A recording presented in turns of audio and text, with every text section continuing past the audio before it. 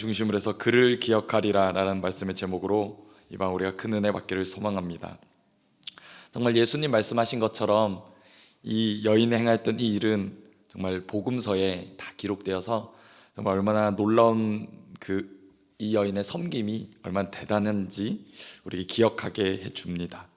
특별히 요한복음에는 요한은 이 사건을 예수님의 입성 직전에 기록한 것으로 봅니다.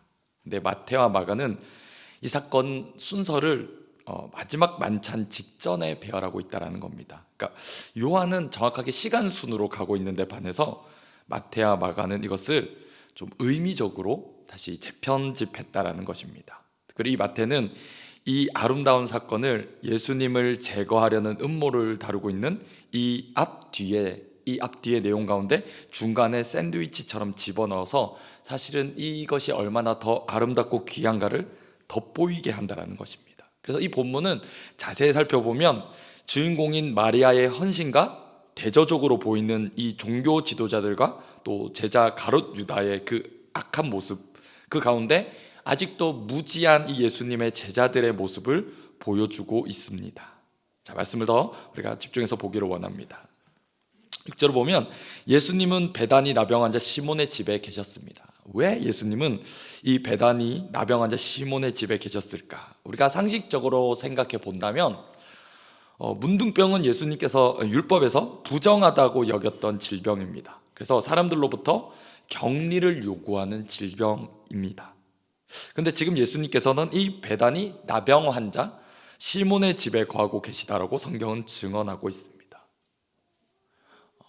분명한 것은 이 사람은 분명 이전에 예수님을 통해 나음을 입은 사람입니다. 예수님을 통해 나음을 입었고 지금은 건강하여져서 건강한 사람들과 함께 머물러 있을 것이라고 생각합니다. 그렇다면 지금 예수님이 이 사람의 집에 거하고 계시다는 것은 아마 이런 의미일 것입니다. 이 예수님께 받은 그 은혜에 대한 감사한 태도, 마땅한 태도가 무엇인가라는 것입니다.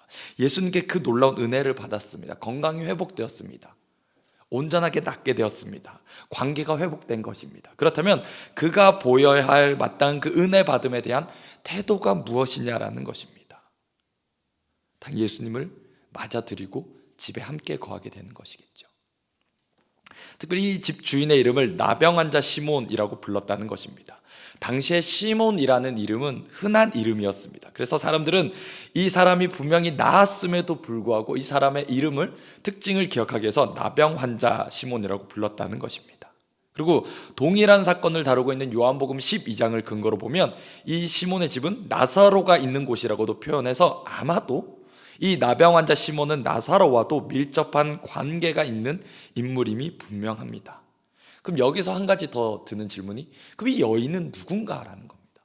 여기에 이 기름을 부은, 귀한 향유를 부은 이 한 여자는 누구인가라는 것입니다. 많은 분들이 오해하는 것이 이 값비싼 향유를 부은 것이 막달라 마리아다라고 생각하십니다. 저도 어릴 때 그렇게 배웠던 것 같습니다. 이유는 뭔가 했더니 찬송가 211장에 보면 가사가 이렇게 쓰여져 있습니다. 값비싼 향유를 주께 드린 막달라 마리아처럼 이라고 되어 있습니다. 저도 어릴 때 그렇게 배웠던 것 같습니다. 심지어 저희 신대원 입시 문제에 나왔던 문제입니다. 예수님께 부어드린 여인은 누군가라는 겁니다. 많은 분들이 오해하셔서 틀리셨습니다. 이 나사로의 집인 것을 근거로 볼 때 아마도 나사로의 동생인 마리아일 것이다 라고 봅니다. 이 마르다의 동생이며 나사로의 동생인 이 베다니에 머물렀던 마리아일 것입니다. 그렇다면 이 여인이 어떻게 해서 이 귀한 것을 예수님께 드릴 수 있었을까? 사실은 알 수 없습니다. 그러나 아마도 이 남매들만 있었던 것으로 볼 때, 이 집에 남매들만 살았던 것으로 볼 때 아마도 부모님의 그 유산 중에 귀한 것이 아니었을까라고도 생각해 볼 수 있습니다. 중요한 것은 이 당시의 문화를 생각해 본다면 여인은 아주 하찮은 존재였습니다. 이스라엘 문화에서 여인은 단지 남편의 재산 중에 하나였다고 합니다. 너무 충격적이죠. 그냥 단지 남자의 재산 목록 중에 하나로 취급했던 그 당시의 문화라고 생각해 볼 때 그런 여인이 가지고 있었던 그 값비싼 것을 예수님께 드린다라고 한 것이 얼마나 헌신적인가를 더 돋보여 준다는 것입니다. 향유옥합이란 무엇입니까? 여러분, 이 여인이, 이 여자가 드린 향유옥합, 나무의 수액이라고 합니다. 성경에서도 말하는 것처럼 아주 비싼 물건이라고 합니다. 가격으로 볼 때 당시에 노동자가 1년 동안 일해야 벌 수 있는 금액, 그래서 300데나리온이라고 합니다. 제가 한번 계산해 봤습니다.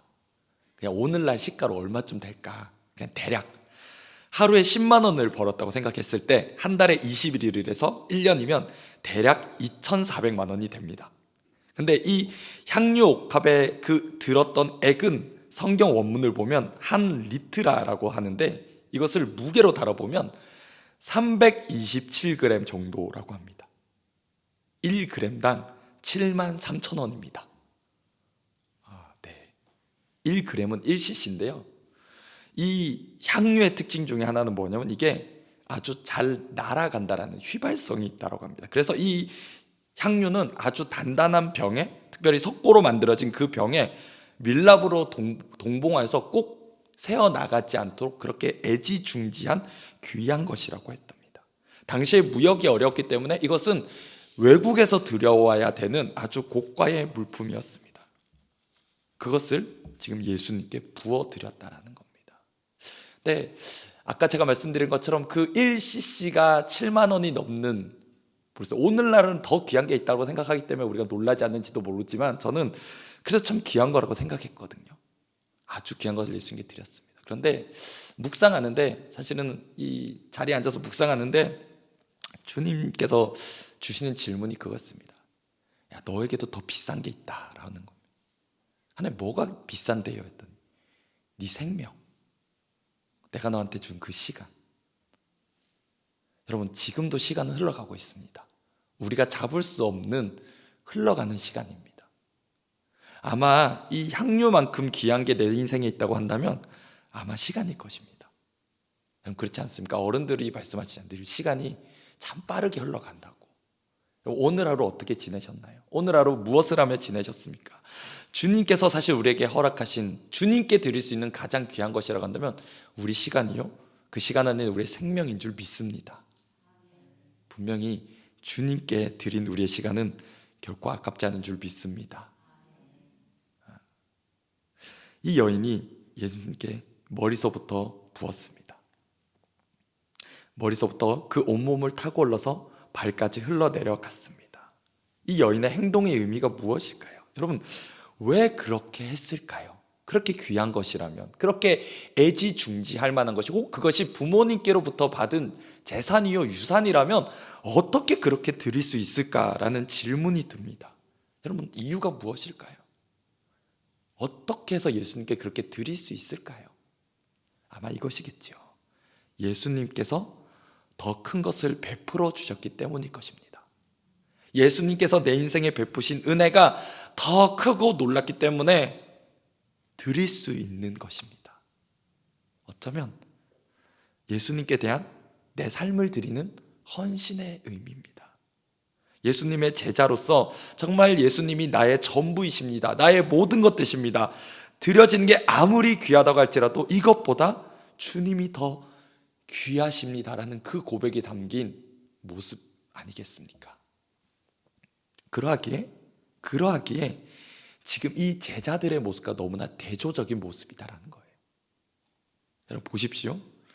지금 예수님께 이 기름, 이 향유를 부은 이 장면은 구속사적으로 본다면 참 의미가 있습니다.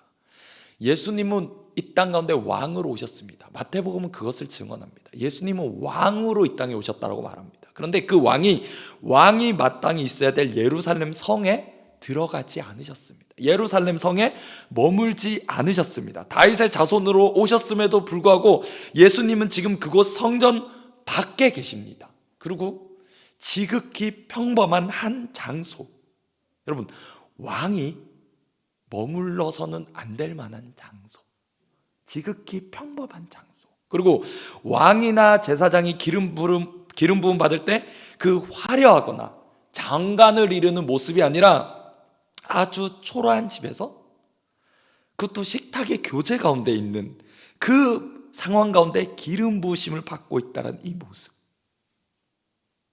여러분 너무나 놀랍지 않습니까? 어쩌면 지금 예수님을 기름 붓고 있는 것도 대제사장이나 제사장이나 선지자에 의해서가 아니라 여러분 한 명의 여인에 의해서 기름 부음을 받고 계시다라는 것.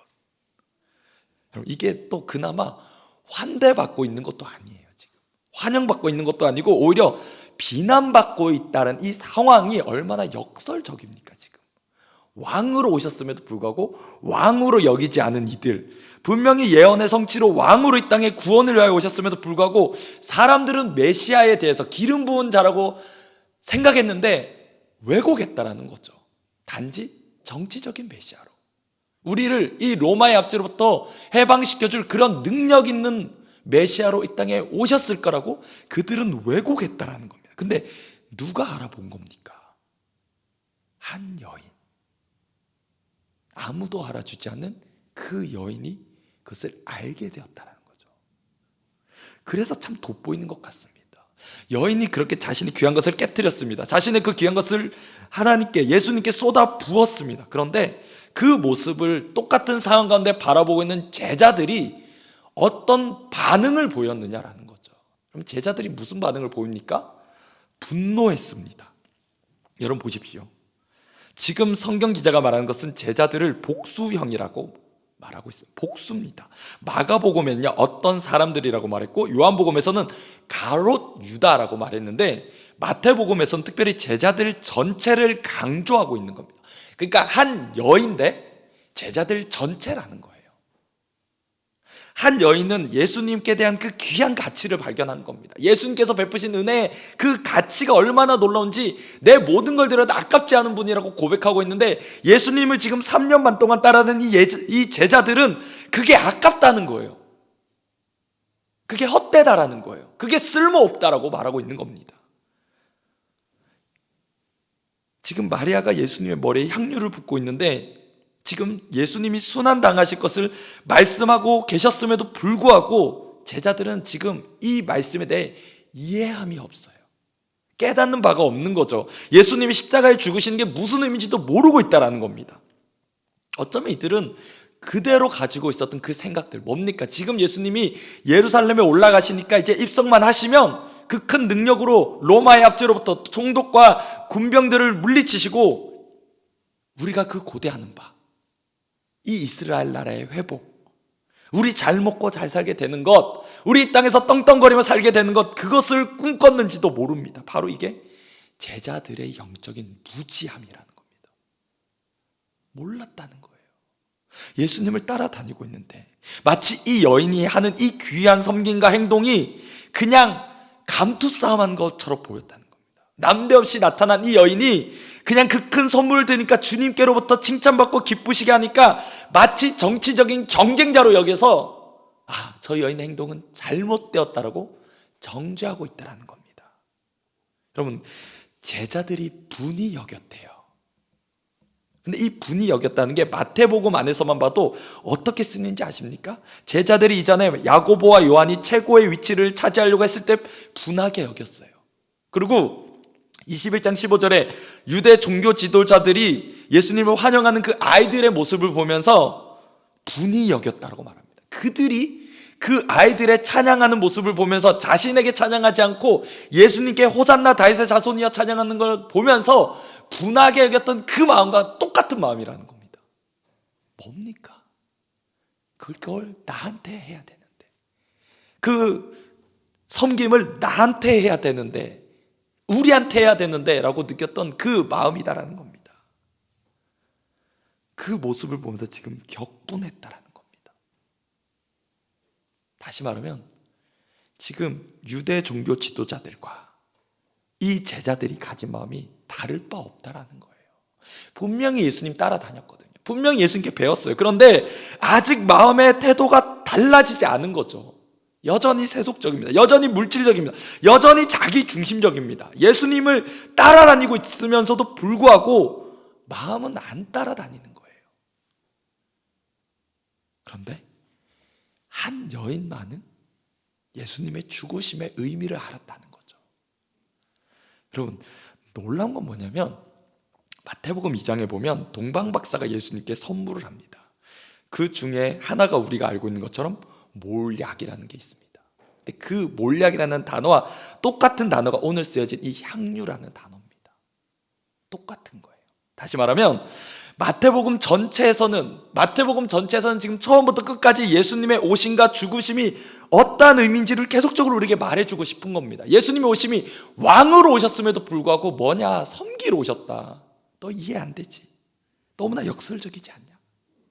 예수를 따라다니는 너희가 궁극적으로 구해야 되고 살아가야 될 그 삶의 방향이 뭔지 아냐? 왕으로 오셨는데 섬기러 오셨다. 태어나셨는데 이 태어나심은 죽기 위해 태어나셨다는 겁니다. 여러분, 아기가 태어났는데 죽기 위해 태어난 아기가 어디 있겠습니까?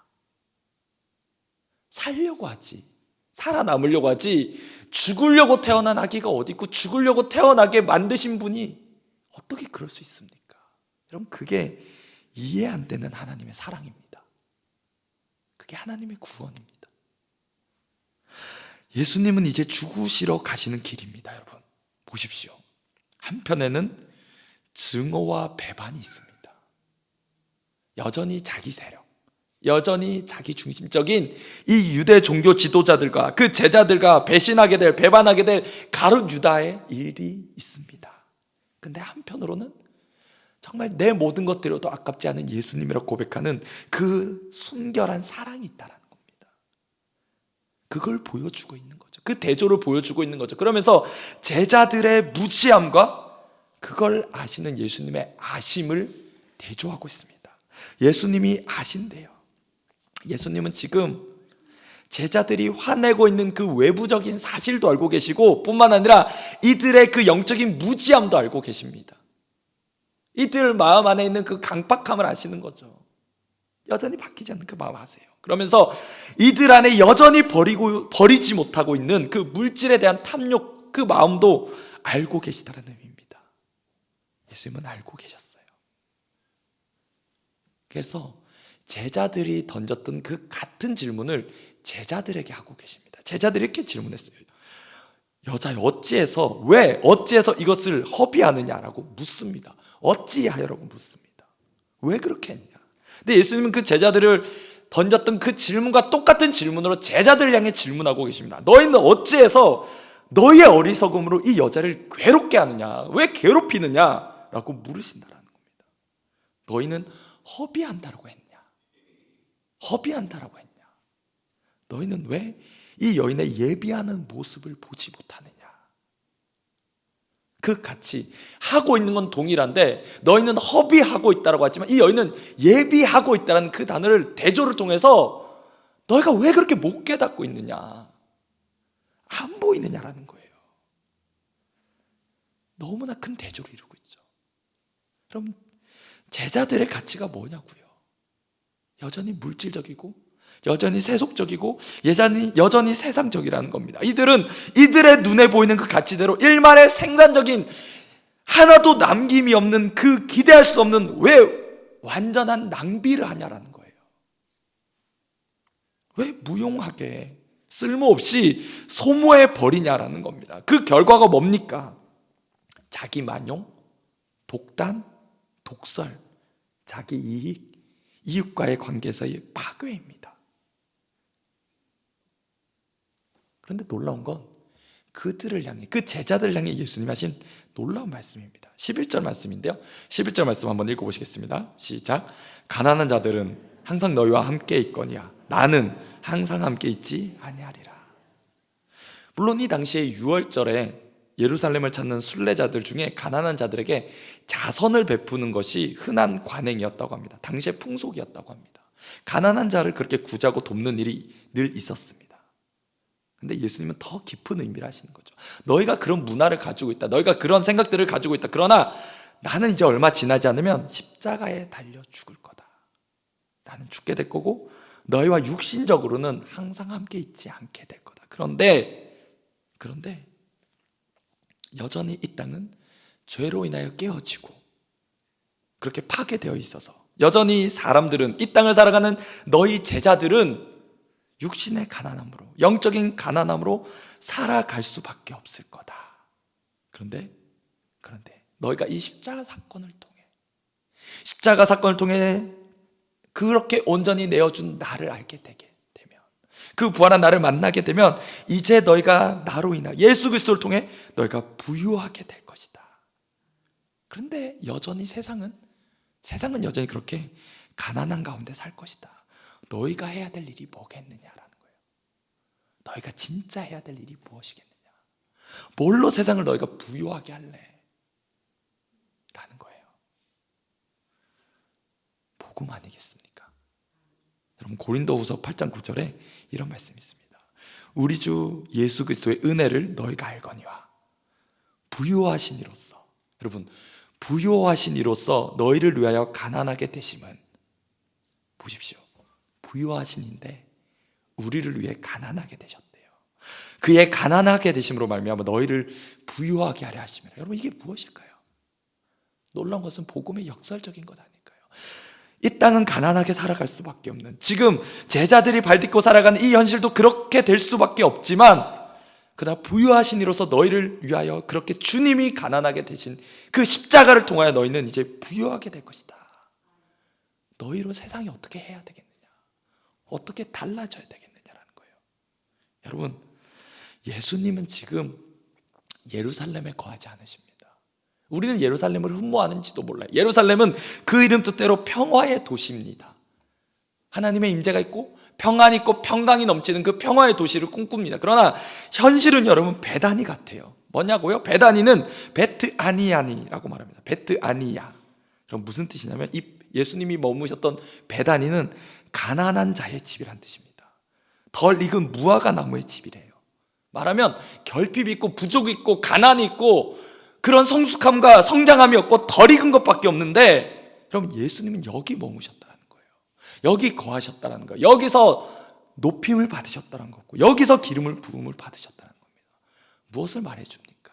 어쩌면 우리 안에도 이 마음이 있는지 몰라요. 이 제자들을 보면 혀를 끌끌 찰지 모릅니다. 어리석다고 미련하다고. 그런데 우리도 그렇지 않냐라는 겁니다. 주님, 나는 예루살렘 같이 살고 싶어요.